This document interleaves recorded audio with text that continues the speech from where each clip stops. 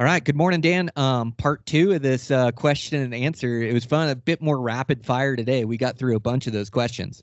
I love these ones. It just guys firing off questions, and you just never know what they're going to be. And I'll be honest, I didn't look at any of these beforehand, so I had no prep.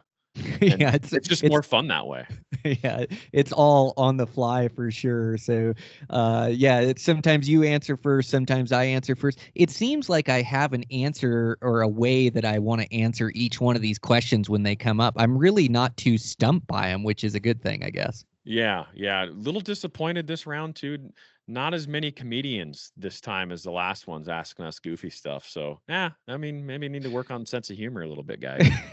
Well, I still got a few left, so there's still an opportunity. There's So still a chance. yeah, we'll record one more of these and kind of mix in a normal podcast as well. But yeah, it was a great episode. So we'll get right into it. Just want to thank a couple of our sponsors. So want to thank Team Lodge. Dan, you have a bunch of experience in these, and it's man, it's that camper lifer, it's like such a convenient base camp for the mountains, and Team Lodge does it better than anybody. Yeah, they're a great unit. They're basically custom built campers. I hate to call them a camper, but for you guys that aren't familiar, they're like the type that sit down on the ice, like the ice fishing ones where they sit down. You can set the camper down. So they've used that design and then made them, like, geared them towards 4x4s, hunters, outdoor enthusiasts. I mean, anybody that's living out in the outdoors. The cool thing about them is they're toy haulers too. So you have that back lay down door, and you can pull in a side by side, a four wheeler. They have a ton of different sizes, so it's a sweet design. And I will tell you, in the Wyoming wind and just in the weather, setting it down on the ground like that, like, it's like you're sleeping in a bunker. There's no movement, there's no sound. A grizzly bear could be breakdancing on the roof and you're not going to hear it. And so maybe that's a downside, I don't know, but but they're great trailers. Yeah, check them out. And Michael from Team Lodge there, he was throwing around the idea of, if you guys hear us mention this on the podcast and you go inquire and buy a trailer from him, he's going to buy you a gun of your choice, or a bow, or probably whatever you want. And so, yeah, great guys over there. I've hunted with them. We're definitely cut from the same cloth, and is South Dakota boys now, originally from Wyoming, but just the greatest guys to hunt with, and they share the same passions that we all do. So great company. Yeah, great guys. Great product. It's just so comfortable to have a base camp, and that goes for hunting. Like, it's only a third or a half of my hunts that are backpack hunts, and other than that, I want to be comfortable, and that'll definitely be comfortable. And also, yeah, it's not an official promo, but I bet you if you mention the podcast, you will get a rifle or bow out of it, because he did say it to Dan, so we're just repeating it on the podcast. But yeah, go check those guys out. Great guys, great company. So we also want to thank Everly Stock. So Dan, I started using that new Everly Stock Free Fall, and then taking that to Hawaii with me, man. I love that pack for a day pack or for a quick overnight pack. Like, I'm trying to figure out how I can get 3 days worth of gear in it, but I love that pack, man. Nice. I'm glad you're using it. It's my new favorite day pack. You're not going to be carrying a ton of weight. You're not going to strap an elk quarter to it, but for axis deer hunting or any like day hunts, like, it's money. I'm glad you're liking it. Yeah. Well, and I think you could pack out a load of meat. Like, I have done a lot in that kite day pack. I have packed more weight than I probably should in that thing. So I think I'll be able to get a bunch of weight in that free fall. If I kill a deer, if I kill an axis, I think I can definitely get the meat out on that thing. But yeah, just a great day pack. And they have different packs for all different hunts or preferences. So I use the little big top for smaller trips. I really like the destroyer pack for expedition trips, and also the mainframe with the Vapor series on it. I know you like that one as well. Yeah, that's my go-to for a ton of years. That's what I've used as the F1 mainframe with the different bag attachments that I've used over the years as well. I've put the duffel on there. I've put the dry bag on there, and it's a modular system so you can zip in any of these different bags. But the Vapor series is their new one. They have like 3 different sizes, and I use the heck out of those. So it carries weight well, and the bags are a minimalist design. It's a very lightweight setup, and so it really is hard to beat in this day and age, in the highly inflated United States that we live in, to find a backpack at a good price that functions like it does. So yeah, they really are great packs. Yep. And then the Bando bag as well. You used it for access. So fanny pack that has concealed carry. God, I want mine so bad. Brandon said it was the color that I ordered. Just send me any color. I want that X large. I think it's going to be so good for my trail running to be able to pack my pistol for stalking. And so I'm going to get off this podcast and send Brandon an email and say, hey, just get me a color of that thing. But you really like yours, right, Dan? Yeah, I used it in Hawaii. I was gonna say I still have mine, the XL one. It's like I should send it to you so you can go for a rip with it in Hawaii for those little day hunts, or just like a morning or an evening. It's pretty handy. I mean, you fit a knife, a water bottle, a pair of gloves, a game bag, and a snack in them, and that's all you really need. And a couple times I did that. I killed a deer and boned it out completely. And it's not like we're hiking miles out of there where I'm hunting with these things. So you throw the bag of meat over your shoulder and walk out. I mean, you don't need much more. I mean, boned out axis deer, you're talking what, maybe 35, 40 pounds of meat. So it's not a ton. And so it's perfect for those little quick hunts that you don't have a ton of time or distance invested into that hunt, that you can just rip in there and go in ultralight and hunt. So yeah, for the right purpose, they're pretty sweet.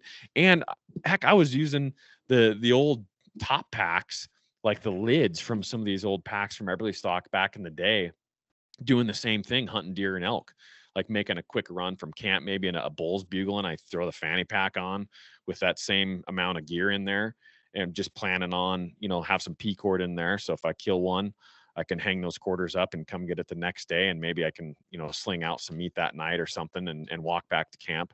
But definitely don't overlook the fanny pack. I get cringes about the fanny pack, like, oh, it's so 90s of you. But I like it. Bring it Yeah. back. Well, I like it for traveling too, just to be able to put your wallet and passport in. You just know you're not going to lose it. So yeah, we are bringing it back. So the Bando bag, check that thing out. Check out everything we're doing at Eastmans. And we also, we just wanted to bring attention to Vote for America. Make sure you're registered to vote this voting season. We have so many initiatives that come up for hunters and gun owners. And there's so many guys that are not registered to vote. Man, it makes a difference. Like collective, we have a voice. So yeah, Vote for America. They'll get you in. They'll get you registered, or check your registration if you're not sure if you're registered, and make sure that you vote this season, because it does make a huge difference. Yeah, go to voteforamerica.org. It's really easy to register. If you're already registered, it'll tell you. But get registered, man. In these swing state guys, like, man, the amount of hunters and gun owners that don't vote or are not registered to vote are in the hundreds of thousands in these swing states. So you guys are the difference. We could, stop some of this crazy legislation that's rolling through this fall, especially banning the mountain lion and cat hunting in Colorado. Don't let this happen again. The wolf thing should have never passed. The wolf initiative, I think, passed by like 20,000 votes in Colorado. So that could have been easily stopped. Get out there, register, and vote, to protect our rights, to protect our freedoms, and to prevent this insane ballot box biology that we've been seeing pushed by the opposition. So yeah, get out there and register to vote. Yep. 100%, man. Got that live event coming up August 8th. I'm not sure when we're going to release this one, but if it is before August 8th, live event in Casper, we're going to show your episode, your elk hunt, and then another episode on the big screen. There's going to be door prizes. Yeah, it's going to be a good get together, and it benefits the Wyoming chapter of the Dallas Safari Club. So if you're around Casper around that time, get your tickets. Yep. Yeah, but it's a great event. Money goes to conservation in Wyoming. Yeah, my guys in the office say it's the best episode we've produced yet of my backcountry elk hunt. Super excited to release it. That's where it's going to be released, at this event. You won't be able to see it anywhere else ahead of time. So yeah, that's pretty exciting stuff. Frontier Tap Room in Casper, August 8th. That's a Thursday. So if you guys are around, come party with us. There'll be food and drinks, and but yeah, lots of door prizes. Super excited about that. One last thing too, Deer Collective, the Elk Collective. I've been working like crazy on new content for that. A lot of different areas that we're just adding content. I mean, we could just go on and on and on, and the options are endless for the type of meaningful, useful content that we could add to these courses. So I've been working on that. We're doing our summer giveaway, which is gas cards. So if you buy the Elk Collective or the Deer Collective, or if you buy them both, you get 2 entries. But if you buy them with the code GAS1, and that's a numeric 1, GAS1, at checkout, you'll be entered in to win $100 gas card at the end of August. And we're going to give away 5 gas cards. So that's pretty exciting. If you buy both courses, then your name will be in the hat twice. I don't expect there to be like hundreds of people. And so your odds are like really good to win $100, which is essentially all your money back. So with that GAS1 code, you get $30 off the full price. So that's pretty cool too. But yeah, take advantage of it. It's not going to be up for very long. We're about 5 weeks left of this, and we just started. So it's a short time. So yeah, make sure you check it out, theelkcollective.com, and you can find both on eastmans.com under the learning library drop down menu. Cool. Yeah, right on, man. Well, I see the Todd. He's walked by you here, there in the background, so he's listening into the podcast today, which is a good thing. So, yeah, let's get into this one, Dan. I really had fun with it. Heck yeah, let's do it. Okay. Good morning, Dan. So we just finished out part 1 of the question and answer, and we wanted to carry through with another episode. So, man, we'll get into some questions here and get going. But man, I'm stoked. It seems like after the 4th, like the summer flies by, and we'll be into hunting season before we know it. Yeah, it's one of those things. Yeah, 4th of July is kind of the kickoff of it, and it's like, holy smokes, it's time to get ready. August 15th is going to be here. I mean, we're a month away. It's July 10th today, but yeah, it's going to be here quick. Out chasing some antelope maybe, but yeah, here we go, buddy. Yeah, that's it. Yeah, I leave for Hawaii here on Sunday. Super stoked. Going to go do a week out there, and that'll kind of be the kickoff to season. And then, yeah, I got some antelope in August, and then get into these mule deer and elk hunts. So, yeah, couldn't be more stoked. The running's going good. Did a run up the Sphinx the other day. Been putting on a bunch of miles and trying to get up in that high elevation stuff. And then, man, it just got that bow shooting so good. Recently, handful of 3D courses, and kind of went through my summer mode in that bow where I kind of, measured specs, looked at the strings, looked at my timing, my tuning, and kind of went back through things. And man, I got that thing just throwing arrows down range. So yeah, couldn't be more excited, man. It's time. Yeah, absolutely. That's a good point to bring up. Go back through your tune again, after it's been 4, 5, 6 months, since getting a new bow in the winter. But very smart. I've seen my tune change a little bit after my international hunts in Alaska, so I had to do some minor adjustments. But yeah, that's a good tip. Yep, 100%. Well, let's get into some of these questions, man. We got a bunch of them. Yeah, our audience really stepped up and got us a bunch of great questions. So rapid fire today. Let's see. I'm trying to figure out where I left off, but I'll hit you with this one. So, when elk hunting and you get into an area that you smell elk, but they aren't there, how long ago would you say they left, or how long does their scent stay? Yeah, that's a very good question. That's a great one, isn't it? Yeah, no, I love it. So I've had that happen before, and I was like, oh, they got to be right here. And then I look off to my side or look behind me, and there's, a bed with a big old pea spot in there.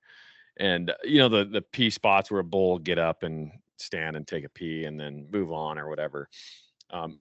Man, you can smell that up for a few days afterwards. I mean, it's pretty rank stuff. But so yeah, that's the first thing I look for is like pee spots. Like if I start smelling elk, but you definitely want to play on the cautious side and just, assume that they're close and, crank up your ears and eyes and just how alert you are, and just maybe just hang tight and just listen for 4 or 5 minutes and watch and see if anything pops up. And then, I'll be looking around for those P spots. And and they've fooled me before. Like, oh, they're close, but no, it's just a P spot and they're long gone, maybe a day or two ago. So yeah, that's a really good question though. Yeah, it's, I've tapped into this. I don't have the best nose on me, and I've smelled elk a bunch and hit those P spots, but I've just tapped into this more where a lot of times when I do smell elk, I run into them. And so, like you, it's like if I smell them or catch scent, I think that they're right there. I play, my hunt changes to like I slow down, I start looking around, like I feel like they're right there. And so I've definitely got fooled like you with old B spots that, I mean, I think it can linger for 3 to 4 days, like you were saying. Most of the time, if I'm smelling elk, I'm either right on them or they bedded in there that day. Like it is within the morning or within a day or two. So most of the time it's going to be pretty fresh. And if I run into elk scent, a lot of times I'm going to run into those elk. I wouldn't say it's 100% of the time, but I would say if I smell elk, it's probably higher than 50% of the time that they're right in front of me right there. And I'm actually smelling them, or they were just in that bed. So I try to play it like it's really fresh when I see them. But like you said, Dan, it can be 3 to 4 days, especially if a big rank bull peed in a bed and they are long gone and you never run into them. That happens as well. But most of the time, I would say it's within a day or two. Like it's pretty fresh. Yeah, yep, for sure. And and sometimes too, if you're smelling them and the elk are there, they're probably within bow range. Mm-hmm. Yeah, So 100%. get ready. Yeah. Totally. Yeah, that's what I've tried to really tap into, that because that happens more times than not. Yep, for sure. All Cool. right, next question from Ty Mikowin. He yeah, simple. Flexible boots for archery elk. What's your go-to, Brian?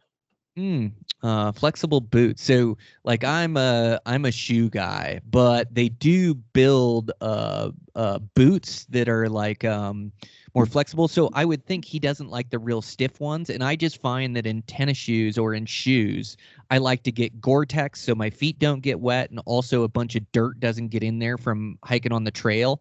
That dirt can then rub on spots. And then shoes, I have a better feel for the ground and stalking.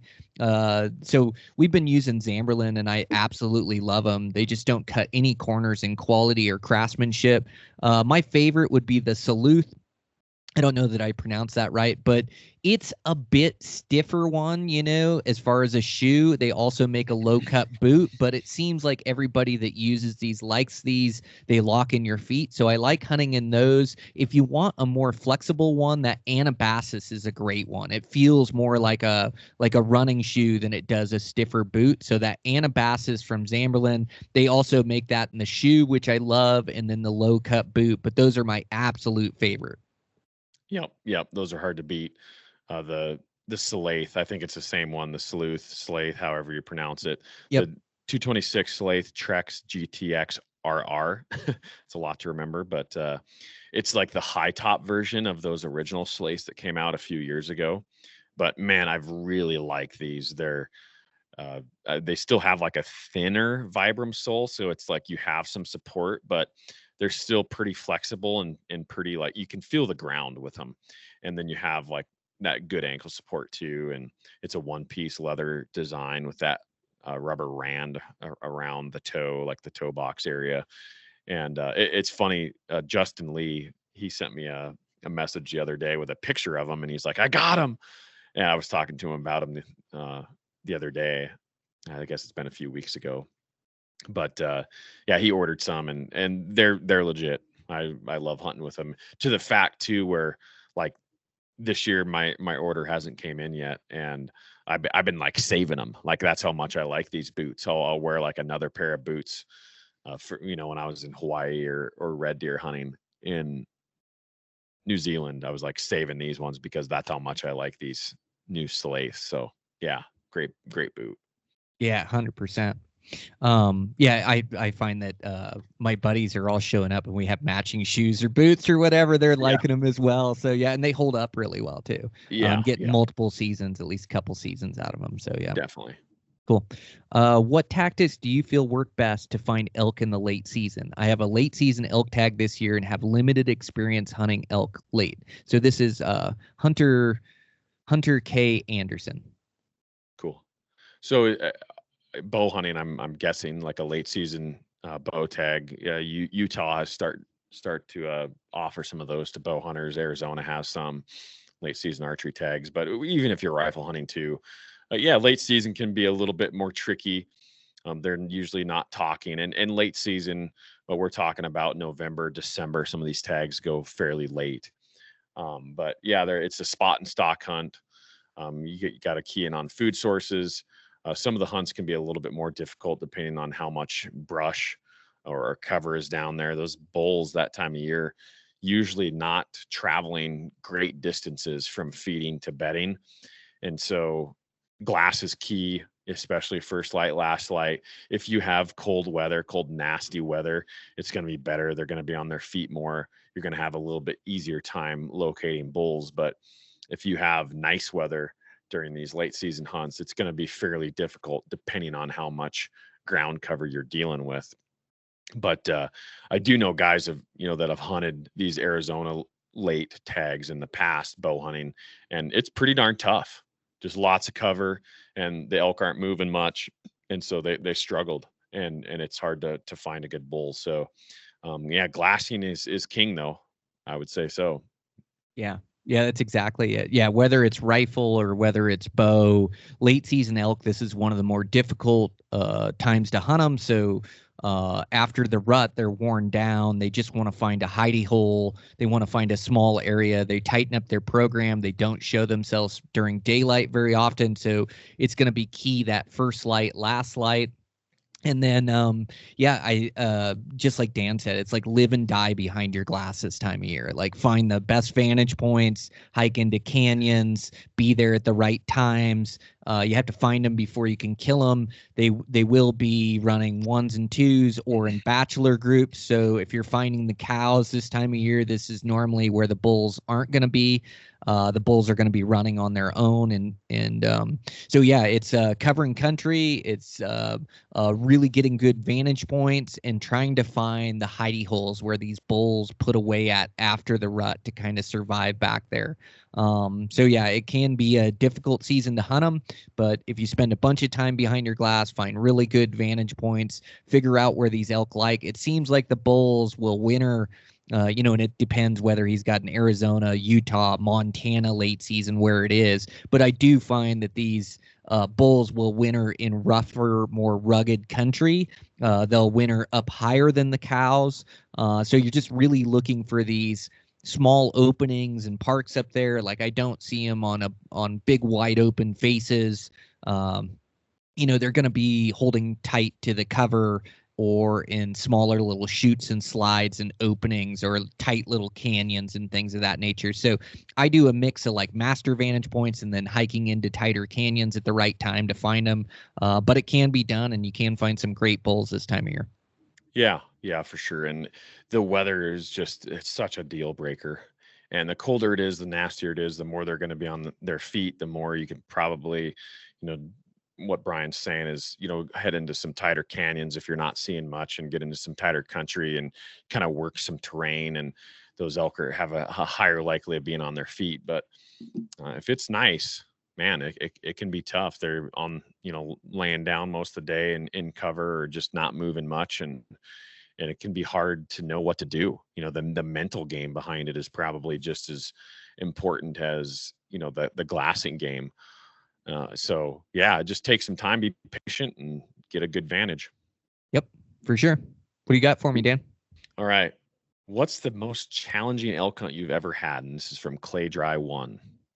Ooh, the most challenging elk hunt I've ever had. Man, I mean, I'm trying to think of one where I've struck out. It seems like usually the spots I'm in, I can find elk. I mean, I think some of my tougher seasons have just been here in Montana. Like elk are just tough to kill and tough to be into consistently.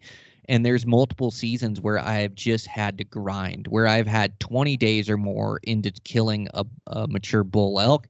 And man, I mean, I've just had heartbreak in those 20 days. I've had close calls. I've chased them around. I've spooked them. And so, like, man, just a general season Montana elk tag is like tough to fill. And so it'd be tough to put my thumb on like the toughest one I've ever had. But I'd say it's probably like a year where my timing's off or the weather's off, where it's just like when I go to spots, I don't find the elk that are usually there, where I really got to grind and I really got to cover country and find them to earn an opportunity. So I've definitely had some really tough seasons. And I'm sure I've had some elk spots where I don't turn them up, but usually I can find elk. I'd say those are kind of some of my tougher hunts I've done. Yeah, for sure. It's, when I was younger, the learning curve, right? And that's what it is. You're learning, you're out there. I didn't have any experience, but those were definitely my toughest seasons. Growing up in Northwest Montana, hunting in Region 1 up there, there's just not a lot of elk, and you don't really have any rooms for mistakes. If you make a mistake, I mean, that's the bull, from an entire drainage or basin that was there, and then the game is over. So yeah, definitely the toughest seasons were when I was younger. I was learning. I didn't really understand elk calls and calling. Yeah, I'd bugle to them, but what were they actually saying? What were they actually doing? I didn't really understand movements, in the brush country. Do they really have a feeding and a bedding area, when it's just all a sea of brush and alder and timber? I never really put two and two together there. So just wandering around, and then most of the time, the guys that are killing bulls in that stuff, they're calling them in. And so, yeah, struggle. And it made me a better hunter though. I mean, ultimately, because I grew up in probably one of the hardest places to elk hunt. And so it hardened me to really want it to, give it my all. I learned a lot about myself, as a teenager hunting, and, to only come to other areas of the state and other states and realize that, man, there's better elk hunting than Montana, or, my general areas in Montana. And, once you start, you get a bull under your belt or an elk under your belt, and growing up, a cow elk with your bow, that's a trophy. And still some of the areas that is a trophy. Just to find an elk and shoot an elk. Let's forget about the antlers, but just to find one was a real trophy. So yeah, definitely as a younger man, like figuring out elk hunting and what to do, those were my toughest hunts by far. Yep, 100%. So question for the podcast. This comes from Tony Casper. So Tony's a diehard bow hunter here. Yeah, I've interacted with him a bit and really like him. So I'm going to use the Evolution Outdoors Hide Broadhead this year. Do you guys have to tune much from field points? Do you mess with the tension of the expandable blades or leave them from the factory? I've been shooting them and really impressed with the performance. Love the podcast. Nice. Yeah, so I always broadhead tune my bow before I shoot, the evolutions. The evolution hides, Dale, he makes a practice head, and those are great for sure. And I shoot them, but I like to tune with like a big fixed blade first.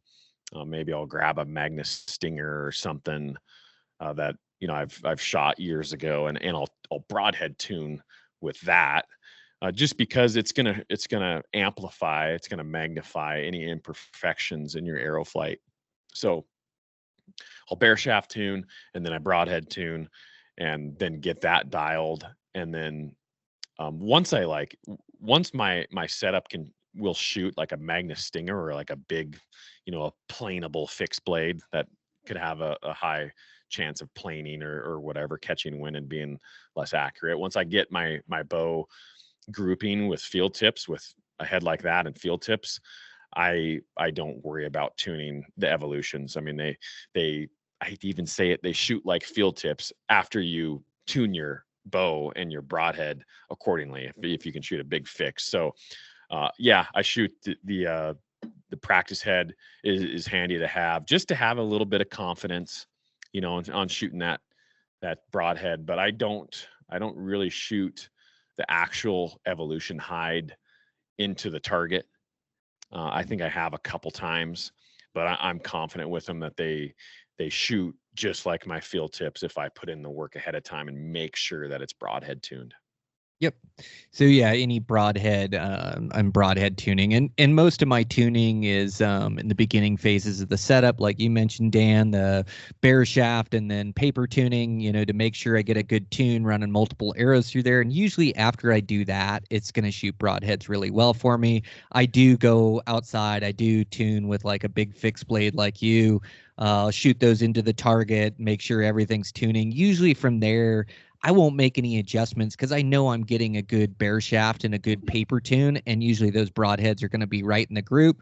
I do use the practice heads religiously in almost every group I shoot. I'm going to have at least a couple broadheads. I think I've got 4 broadhead tipped arrows right now that I'm shooting. So yeah, always shooting broadheads, always making sure they're hitting in the group, and making sure my setup's shooting them correctly. And then as far as the tension, yeah, I don't adjust any of the tension on the evolution. So they have that, Dale's came up with that pin that holds the tension that he's created to open the same every single time, like a polymer pin or something like that. And so I don't. What I do make sure is that my broadheads don't get loose putting them into the quiver. So I'm making sure that I'm not denting into that polymer pin or whatever. So I just make sure those blades are nice and tight. If they're not nice and tight, I'll replace the pin, as I've got plenty of them, and do that just to make sure things aren't getting loose in there. And then I don't mess with the tension at all on those. Yeah, and as far as I know, there's really no tension adjustment. I mean, you have that Teflon pin and it's that or nothing basically, but that's the blade retainment system. And once those blades deploy, that pin crushes, right? And then it doesn't close the same again. You have to replace the pin, which is just a little Allen head screw, pop it off and then push the old pin out, put a new pin in, and fold the blades up, and then you're good to go. And I've had that happen too, carrying around broadheads for quite a while, and maybe I have a bunch of setups or something, and I'm pulling the arrow in and out of the quiver, and the blades will get like a little bit loose because maybe that Teflon pin has gotten indented a little bit. And this is maybe after like 10 or 15 times of the arrow going in and out of the quiver. So I am careful with that, putting those arrows in the quiver so you're not like pre-deploying those expandable blades at all. But other than that, they're pretty hands off. I mean, other than having to replace the pin after you shoot them. But yeah, you just get that very consistent blade deployment that never fails. So that's what I like about them. Yep. Likewise. Okay. Got another one? Yeah. Let's curious to see what you have to say about this one, Brian. Montana 406. I like it. Montana. Does tying a string drop cord rest to the yoke really affect your bow performance? Like the pull string of a cable driven rest? Oh, gotcha. I use a cable driven rest. And so I think it can, if it's really tight, then it's going to pull on that cable and not the other one, which is going to pull you a bit out of time, or pull that string, which is going to rotate that cam a little bit more. So I think it can. I think it's about setting it up correctly. And I used to pull the cord through the string there and tie above it, which I think is a great way to do it because it sets up itself. You draw the bow, it picks up the arrow rest, it pulls the string until it's taut to the perfect tautness of your cable there, and then, or of your string.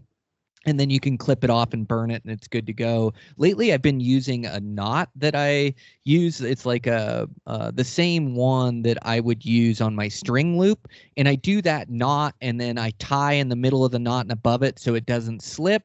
And then basically I can then twist my cables if I need to make any adjustment, and I don't got to re-pull my string back through the cable or whatever through the middle. And so I like using that knot. it seems like a little bit tougher to set up for me, where I really have to mess with the tension of it to make sure it's set up right to where it's not pulling on that cable and pulling my bow out of time. So it definitely can affect it, but I think if set up right, then it'll shoot perfect. Yeah, that's ultimately what it is. If it's not set up correctly, I mean, I think that's an argument to shoot a limb driven rest, is that, oh, a cable driven rest pulls your cables out of time, and that's true if it's set up wrong. But yeah, if they're set up right, and those QADs, and we're shooting those QAD, what are they? The Integrate MX2s now. They've had several versions, but it's an integrate rest that is designed for a Matthews bow, and they're sweet. I mean, I love an arrow rest that locks up in position and is full containment. And I like that short cable. And in my opinion, I don't like limb driven rest. I know there's a lot of guys do, but I don't like limb driven rest because you don't get that full containment lockup capability that I'm aware of, unless there's some other arrow rest brands out there. But the ones that I know of, you can't lock your fork up and have it fully contained. And then I just like the shorter cable. It's just less that it can catch on, it's less that can go wrong compared to a cable that's all the way down from your rest and up to your top limb or to your bottom limb, however you have it set up. But that's just more to catch on, more that can come out of time. And so that's why I like cable driven rest. What's your mentality, Brian? Yeah, same. Yeah, the longer string can catch on things. Yeah, I do like what you said, being able to lock your rest in the up position so your arrow's contained in there for stalking, so it's not banging around your riser. I love that. And I just haven't had an issue with using them. It's like I had an issue with a fall away rest. It's been about 15 years where I had the oil get cold and below freezing temperatures and the rest didn't fall away. And I shot at a bull and my arrow, it was like 40 yards and the arrow ended up in front of me. Since then, I switched to the QAD. I haven't had an issue or a rest that didn't fall away. In 15 years, I haven't had one failure with that rest ever. Hunting, practicing, setting up, anything. Like, it always works. It's 100%. I believe in it wholeheartedly. So yeah, it works great for me. Yeah, and I've heard stories of guys having QADs fail, but I haven't. I've only had one fail, and that was my problem. It wasn't the rest problem.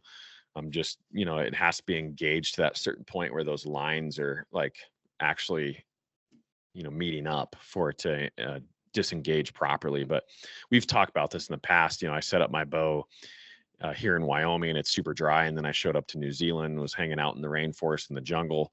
And I didn't shoot my bow when I got there. And I called in this red deer and shot it at like 7 yards in the chest, but my rest didn't drop. And I was like, what the heck? And I looked at my rest and I could see that the felt on the prongs was a little scuffed, and I recovered my arrow from that deer and I could see the fletching was screwed up. And I was like, my rest didn't drop. But what happened is my cable, it had stretched, because in Wyoming, that cable, it's tight. It's just so dry, condensed. And then, you get into that wet climate, cable stretched a little bit. All I had to do was just pull that cable up through the rest and then reburn it like we've talked, Brian, and then it was solved from there. But that's the only time they really fail, I've heard, is if your cable isn't adjusted properly. But that one it could have happened to anyone, any type of rest, cable driven, limb driven rest. So that's why it's always important to let your equipment climatize a little bit when you get to a new area, and then shoot it and just make sure everything's functioning properly. Yep. I've heard good things about those ham skis too, versus the QAD, but I just never had any problems with the QAD. It's just works perfect for me. So if it's not broke, don't fix it. Works in all different climates, all different temperatures. So super stoked with that one. Yep. Yeah, for sure. Yep. So stalking tips in dry grass. Going to be stalking in socks and not forcing it. Waiting for wind or hopefully airplane cover noise to move. Drew a tag close to home in the rolling hills of Cali. This is from Ricky Gordo. Nice. Yeah, it's funny. I was editing some video the other day, hunting with my buddy Ian, hunting elk, and this plane flew over, and I was like, "Go, go, go, go, go!" And we like moved across this opening in our socks when this plane flew over. There's all sorts of little uh, tactics that you can use of things that are out of your control that you can use to your advantage, like planes or maybe a gust of wind. Mule deer hunting, you get a windy day or something, or a breeze, and then a gust comes up, and maybe I'll push it a little bit and cut off a little bit more distance a little bit more quicker than I would if it was quiet out. But yeah, it's definitely an art, right, to stocking something in your socks. It's you use every little advantage that you can.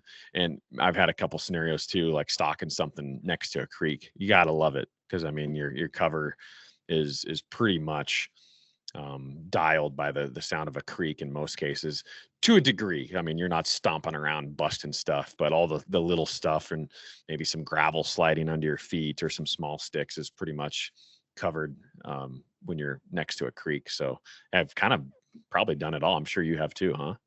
Yeah, yeah, about every different condition I can find. I love the airplane noise. Yeah, I'll use that as well. The crickets, like in the early fall, where they start clicking, their mating noise, like that's a good cover noise. And I think he's got the right idea, like taking it slow, managing your noise. And then I like to wait till the afternoons when usually the winds come up a little bit. The wind is just such your friend in the mountains to cover your approach noise. And there's times where I won't even stalk if it's still out, because I just know that I'm going to get busted. So yeah, I think it's taking it slow, using the wind, using the airplanes, using the crickets, using the crick, like anything you can do to help yourself out. And then just picking your path as well. Like Dan said, like gravel is my worst enemy. Hunting high country mule deer is like loose rocks that like skid on my feet. And so I may be hopping from rock to rock, or I'm using grass clumps to kind of balance my feet on.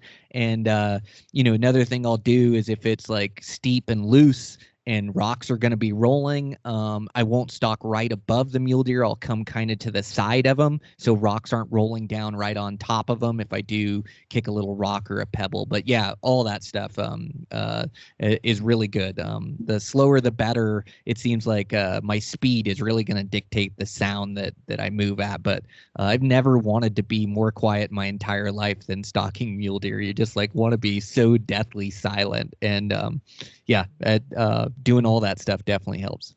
You bring up a really good point too, but knowing when not to do it, because you maybe you sight your route, right? You're looking at how you can stalk to that deer, and you sight your route. I mean, do you have some grass to roll on? And it came up in my head too, like boulder hopping. Like I'll do that a lot, avoid that gravel like the plague, and just find big boulders to go from boulder to boulder. And I've got in on deer doing that just silently, because you're just boulder hopping.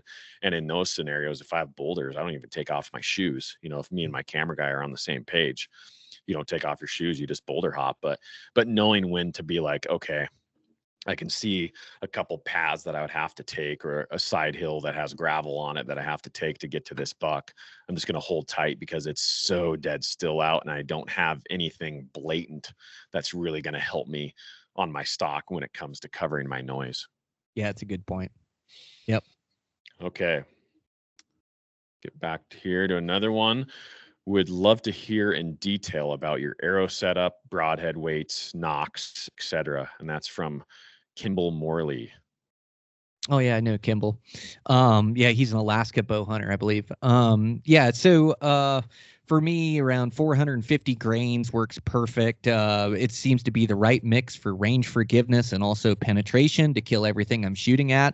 Everybody's setup's going to be a little bit different. I'm only a 26.5-inch draw length, but a 450 just seems to get me the right mix of things. I like a 125 on the front end. I think my front of center runs about maybe like around 14 to 16%. I haven't calculated it in a long time just because they always fly good and seem to be real accurate for me. Yeah, as far as components, we're using the G5. So it's got an outsert on it that then goes inside the arrow and has a bit that sticks out. And then it has a ballistic collar that covers the connection between the arrow and the outsert, which I think is the best type of front end component that you can get. They're just absolutely rock solid. Your arrows don't blow up or don't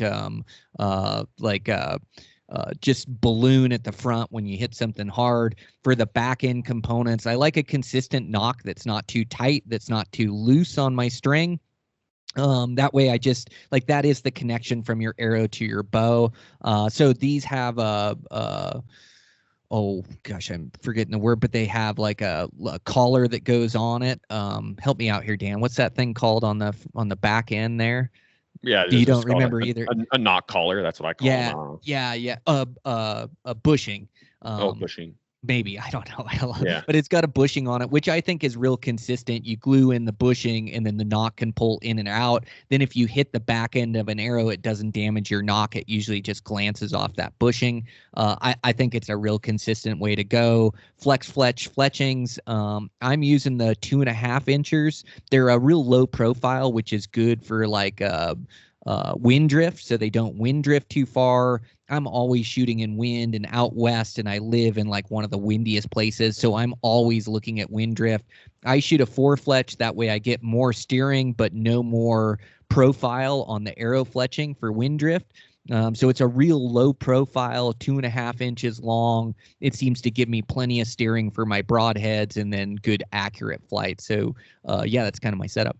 Yeah, no, that's all good information. Mine might vary a little bit. Just, I have 29-inch draw. I don't want too much speed out of my bow, so I kind of build my arrow based around that, because depending on how fast my arrow goes, that's going to affect the trajectory of my arrow. And I shoot a single pin slider sight. So I think this year I'm shooting that dialed Arctos, and it does have 3 pins on that vertical pin. It has 3 fiber optic spots to aim. So I do have some reference there. I tend not to use the second and third pin on a slider, because I'm just sliding my sight and using center and holding center on it. But I like a little bit flatter of a trajectory, just so I'm off. If I'm off at distance on a yardage a little bit, and we've talked a little bit about this in the past, Brian, and I know you feel exactly the same, but if you're off 2 yards, if you have a high arcing arrow or a bad trajectory, I don't want to call it a bad trajectory, but just an aggressive trajectory, you could miss the animal.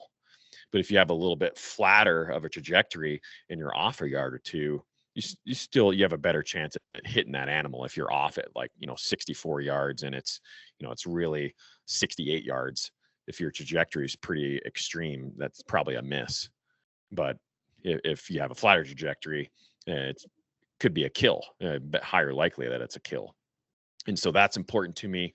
And so I don't like a hunting arrow going over 300 feet per second. I like that 295 range. So depending on how fast my bow is or how efficient my bow is, I'll adjust my arrow weight accordingly. So I stay with that, within that 295 feet per second. With this lift this year, it's a little bit faster than the phase 4, 5 feet per second. So I can add a little bit weight, and you're going to be proud of me, Brian, because we've had discussions in the past, 3-fletch versus 4-fletch, but I'm going to 4-fletch this year. I'm going to try it.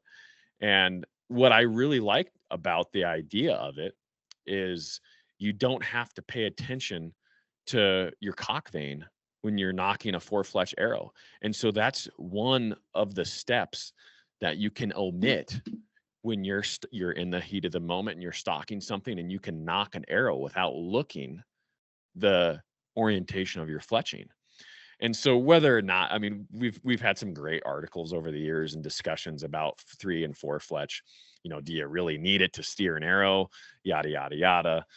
And but to me right there, it's like, yeah, I can cut a step out of a stock, and in that moment of truth, if I just throw on a 4-fletch, and then I don't have to pay attention to the orientation of my vanes. And so, yeah, I mean, hey, you can teach an old dog new tricks, right? That's it. Yeah, no, I am proud of you, Dan. Yeah. Well, and it's like, yeah, I've definitely done some testing, and I don't know if I shoot good enough to tell the difference, but I definitely will take some more steering on my broadheads with less wind profile. So yeah, and not having the cock vane, like having to knock it a certain way, I think definitely helps. So yeah, good on you, Dan. Yeah. High elevation versus high country. How do you approach hunting heavily timbered areas? High elevation versus high country. Yeah. So I think the question is pretty much just stating like hunting heavy, like more timber. And so yeah, it's like timber's tough, man. I like the more open country. And so if it's timber and I'm hunting elk, I don't call a whole lot. Of course, calling is effective in that country. But what I'm doing is I'm just trying to shadow the herd and stay with them. And I'm using that bugler, that noise to know when to slow down, to know when to look for them in the timber. I don't really chase them into their bed, or if they stop calling, I really don't have much of a play in that timber. I don't still hunt a whole lot through that thing. Sometimes elk, the last place I heard them, and I'm moving slow where I heard them. So I will chase elk in the timber as a lot of these high pressure elk timber up. For mule deer, I don't really chase them in the timber so much. And if I'm hunting heavily timbered country, the deer still have to feed. And so they'll come out in slides and shoots and meadows and parks. And so like my game plan changes, like in northern Montana, there's a lot more timber hunting high country mule deer. So if I can bet them in their exact bed, I'll make a play on them. If not, then what I'm going to do is I'm going to watch them in the morning, watch where they put away, and then I'm going to try to figure out where they're going to come out in the evening. And I'm going to set myself up either on that meadow or that park to when they come into the opening, or in a staging spot where I'm close by, where I watch them come into that park or meadow, and then I can stalk them in the feeding feature. And so, man, I'm an open country guy. I like to hunt them in their feeding features. I do hunt cover, and animals do like dark cover even in open country. And so my tactics revolve around trying to hunt them in their feeding features when I can see them, or I can use the bugles to hear them and move on them, in that thicker cover, and I know when to slow down. Yep. No, that's great advice. And the only thing I was going to add, like what I would consider high country or high altitude is 10,000 plus, maybe 9,500 plus. But like Colorado, I mean, you'll find yourself in that situation a little bit more often. The farther north you go, the tree line kind of drops and the mountains aren't as big the farther north you go. But yeah, I've been 10,500, 11,000 feet chasing elk in the timber, and it's tough. Not only just elevation is tough at that elevation, but it's just like anywhere else. If chasing them in the timber is tough unless they're talking. So yeah, I think you covered that pretty good, Brian. Good. So I think you're up, Dan. I'm trying to go back and forth. Yeah. Yeah, where are we at here? Aeronox, yeah. So another one from Tyler Beasley. He was asking me, in Colorado, like, are you hunting tree line for elk the middle of September? And the answer, I mean, it depends on a lot of factors, but going back to the tree line thing, yeah, I mean, elk, depending on the unit, I mean, there's a lot of elk running at tree line in some of those units, 10, 11,000 feet in September. And I think that can vary based on hunter pressure. It can vary based on the weather for that year and the feed. But yeah, I mean, if you've had a fairly mild September and maybe no snowstorms or no weather events, then yeah, I'd be looking for elk at tree line in Colorado for sure, in some of those units they're high elevation. Just once again, because there's a lot of timber in Colorado, and so if you can get up where you can see a little bit, and those elk are using that high stuff in Wyoming kind of the same way, the middle of September, end of September, you'll find them up at tree line as well, especially if there hasn't been any weather events. Yeah. Yeah, you're spot on. Like, spend a lot of time in Colorado, and I know you can find them down in the aspen forest down in there bugling, but man, it just seems tough with like that sea of timber. So yeah, I like to have a little elevation, and I tend to spot them, at that tree line or in those high features that are a little bit more open up and through there. That tends to be where I glass a lot of elk and where I'd prefer to hunt them, rather than trying to find them like in the aspen forest in there. So yeah, I think that's good advice. So I did get another one from Kimball. So he messaged me as well. He's talking about the arrow weights and setups. He also said he wanted to add opinion on lighted nocks. And so I don't use lighted nocks myself, but I don't think they're a bad idea to be able to see your hit. I think for me, it's just like having to buy enough of them to have them on my practice arrows. So my weight's the same on all my arrows. And then, making sure that they function and turn on and off right. Like I do use some cresting on my arrows and then the arrow fletchings. And that seems to work for me to be able to see where that arrow hits. But I don't think they're a bad thing, and I have nothing against them. What about you, Dan? Have you ever used them? Yeah, I've used them in Hawaii. I've used them. I should use them more than I really do. It seems like, once I'm tuning my arrows and I'm thinking, I have my regular nocks, and if I like them, like I hate to change, I hate to have another knock and add weight to the back, so it's more of a mental thing for me. But I think they're a great tool to have and use them where they're legal, and I should really start using them more, because especially low light, you find your arrow a little bit easier, see your impact a little bit better, especially on camera. You'll be able to see a little bit easier. But I don't think there's a downside. You just got to make sure that you do the homework ahead of time and rotate them into your setup and practice with them and make sure they're a good quality knock. Yep, 100%. Well, we're running long here again, Dan. Like maybe we'll hit a couple more, or one more from you, one more from me, and then we'll pick it up. Hopefully guys like these question and answer, because we've got a bunch of them to still get to. We'll have to do it in another episode here. So yeah, and I have a couple duplicates, I think, from the same guys as you. So I'm running down to just a couple left here. This could be a quick one, Brian. How about I fire this one off? Okay. So Rollo Cassie, never hunted elk, have close to max points in Wyoming. Should I gain experience first or just burn those points and go hunting? Yeah, I mean, what do you think, Brian? Man, I mean, I think the more you can hunt, the better you get at it. Like, I don't know. I'm one for pulling the trigger on a good unit and getting in there and trying to hunt it. It seems like those far off tags are just tough to get. What do you think? Yeah, I highly recommend doing another hunt first. You won't get the most out of that hunt unless you maybe have a month to hunt or something. But most of those hunts, and most of the guys I've talked to, they, after they tell you their story and they're, talking about burning all these points, they end the story with, man, I wish I could just get that tag again. Mm-hmm. And so that tells me that, they made a lot of mistakes and they didn't kill the big one, right?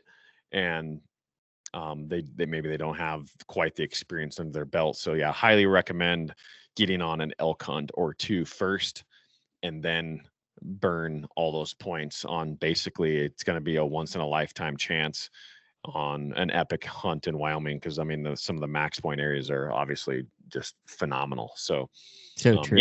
Get on another hunt first, and then at least one or two hunts, and then burn those points. That's my recommendation. 100%. It's going to be all about your skill set getting in on a tough hunt like that. And even getting in on a good hunt like that. It's like, even these good hunts, like you say, you just want your hunting skill set to be at a point where you can expect success. And to do that, like, you need experience. And so, yeah, you do a couple tougher hunts, cut your teeth, get some experience, learn what you can get away with, what you can't, be at full draw on an elk. Like, just dial it in, and you're going to be better prepared for that once in a lifetime, and then come in with a higher skill set where you can really expect to make the most out of a tag like that. So I just think that's great advice, Dan. Yep. So Mitch Hansen writes, Would love to know your tuning process before hunting season and when you developed your mentality for success in the mountains. Thanks, brother. Look forward to the pod. Yeah, go ahead, Dan. Yeah, tuning process always several months before, especially if I'm putting a new string on or something. I like to, and man, the materials are so good these days that you don't really see a lot of string stretch anymore. I mean, that's a thing, right? But if you're doing it right and you have a good quality string, and I just installed one of those high voltage strings on Jared Katie's Halon 32 yesterday, and I put one on my lift this year as well from Austin there at high voltage, but they're great quality strings and they don't move much.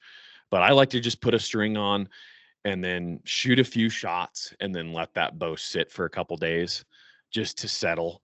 And then I get into the tuning a little bit more. But I man, with these Matthews, they tune so easy. I usually just skip the paper tune because you can get them so close by just eyeballing them, and I'll go straight to the bare shaft tuning and just focus on my release, focus on my form, because that ultimately is where you're going to see the discrepancies, or like the little tiny movements in your arrow is bad form, right? And these days, man, these bows, they shoot so many different arrows well, and meaning still in the same spine requirements, but they shoot so many different brands of the same arrow really well. So usually if you see little inconsistencies and you can't get rid of it, it's probably your form. And so that's why I like the bare shaft, because it amplifies your errors a little bit more. And then once I get those bare shafts grouping with a fletched head, then I'm feeling confident that arrow is flying good. And usually by bare shafting, the broadhead tune is that much more close, and I really don't have to do too much with a broadhead tune if my bare shaft tune is dialed. And so I go bare shaft and then broadhead tune, and then I shoot for several months, 4 or 5 months, like earlier. Was it this podcast or the previous one, Brian, where we're 5 months in, we're right before season, we kind of do a retune. We check our settings again, we check our timing, we look at everything, shoot it through paper again, that's great, shoot another bare shaft, that's great, and just check everything and then proceed into hunting season. Yep. Yeah, that's spot on. So I'm always checking my axle to axle measurement. I set up my bows similar to you, Dan. I do paper tuning, bare shaft tuning. It's all the same thing to make sure that arrow's flying out of there straight, and make sure that I'm getting like real good paper tunes, real good tunes through paper. And then the axle to axle measurement is so spot on for factory specs for these Matthews. And I'm not sure if it's that way with all bows, but I know mine, it's a 29.5. It needs to measure exactly 29.5. And when I get done setting up my bow, timing, both the cams are firing at the same time, I mark my cams, and then I take that measurement, and that measurement's exactly 29.5 where I want it.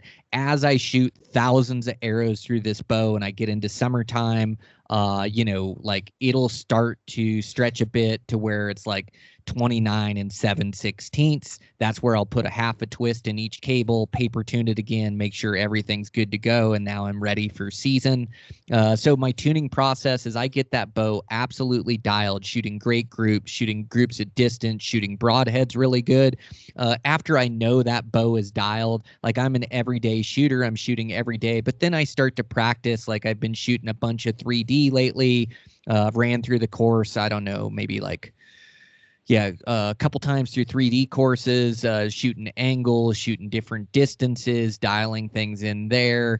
I'm shooting from my knees a bunch. I'm doing my pull-ups and I'm shooting. So I'm shooting with shaky arms. I'm shooting, like I'm just trying to make sure everything's dialed in. And then Mitch's second part to the question is, when did you develop mentality for success in the mountains?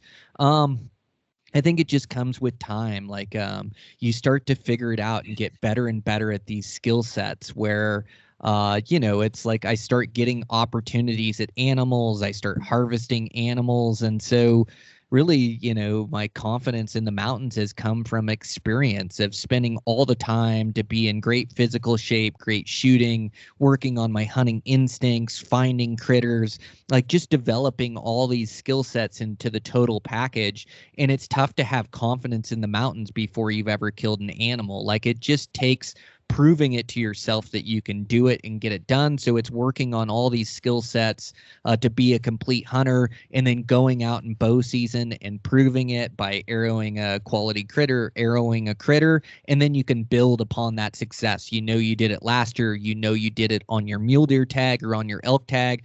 The next year you prepare the same or you prepare more, you get even better yet, and you just go in like expecting to find success on these hunts and in these units. And I don't run 100% on my hunts, but I run a good percentage, and it's just due to all the work that I put in with my bow and with my skill sets. And it's building off previous successes. It's building off previous failures as well. I'm going back to a high country hunt this year where a couple years ago I shot over the back of a really good buck. I just got twisted around, executed a good shot, and I skidded one right off the top of his back. Didn't get the arrow didn't enter him. It just gave him a scar on the top of his back. And so, I'm looking for redemption there. So they're not all successes. It's also failures, but it's just building upon the momentum, I think. And what about for you, Dan? Yeah, I mean, I don't have much to add. I mean, you hit it spot on. Some guys are born with it, maybe the mentality, but still, that's probably just a small portion. You still have to have that experience, and the failures drive the successes in the future. I mean, that's how it's been for me. You got to get out there, you got to fail, you got to learn, you got to just get some experience under your belt, and then it kind of just develops.